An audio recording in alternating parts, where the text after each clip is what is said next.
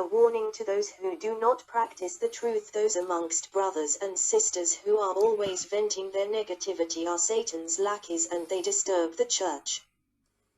These people must one day be expelled and eliminated.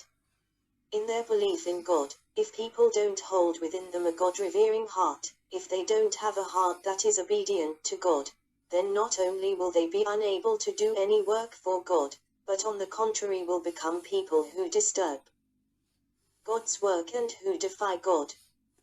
When someone who believes in God does not obey God or revere God but instead defies Him, then this is the greatest disgrace for a believer.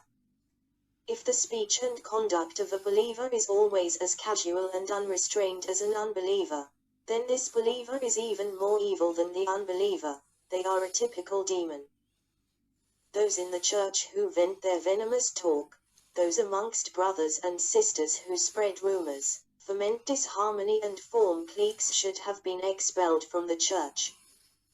But because it is now a different era of God's work, these people have been restricted, for they are doomed to be objects for elimination. Those who have been corrupted by Satan all have a corrupt disposition. But whereas some people only have a corrupt disposition, there are others who are not like this, in that not only do they have corrupt satanic dispositions, but their natures are also malicious to the extreme. All this type of person does and says is not only expressing their corrupt satanic dispositions, but they themselves are the real devil Satan. All they do is interrupt and disturb God's work, disturb the life entry of brothers and sisters, and destroy the normal life of the church. These wolves in sheep's clothing must sooner or later be cleared out, and one must adopt an attitude toward these lackeys of Satan that is in no way polite. One must adopt an attitude of abandonment toward them. Only by doing this can one stand at God's side, and those who cannot do so are in collusion with Satan. God is always in the hearts of those who genuinely believe in God, and they always carry within them a God-revering heart, a God-loving heart. Those who believe in God should do things with a cautious and prudent heart, and all they do should be in accordance with God's requirements and be able to satisfy the heart of God. They should not be headstrong, doing whatever they please. That does not befit saintly propriety. People cannot flaunt God's banner and run amok with it. Everywhere, swaggering and swindling everywhere, doing this is the most rebellious conduct. Families have rules and nations have laws, so how much more does God's family have strict standards? Does it not more so have administrative decrees? People are free to do what they want, but the administrative decrees of God cannot be altered at will. God is a God who does not allow people to offend Him, and God is a God who puts people to death. Do people really not know this already? Every single church has people who disturb the church, people who interrupt God's work. These people are all Satan masquerading in God's family. This type of person is especially good at impersonating, coming respectfully before me, nodding and bowing, behaving like mangy dogs, devoting their all in order to achieve their own objectives, but showing their ugly countenance before brothers and sisters.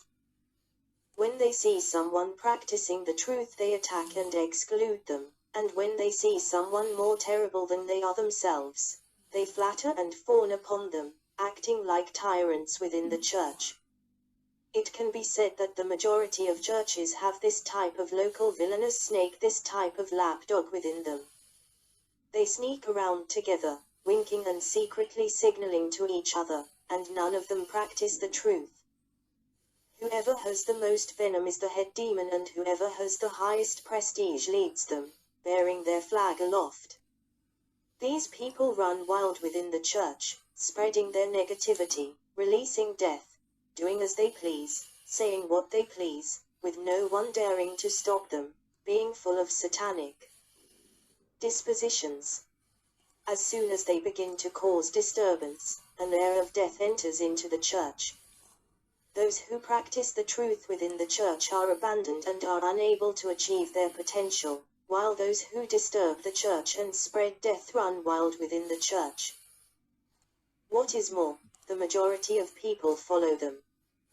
This kind of church is simply under Satan's control and the devil is their king. If the people of the church do not rise up and cast out those head demons, then they will also come to ruin sooner or later. From now on, measures must be taken against this kind of church. If those who are capable of practicing a little truth are not engaging in seeking, then that church will be banned.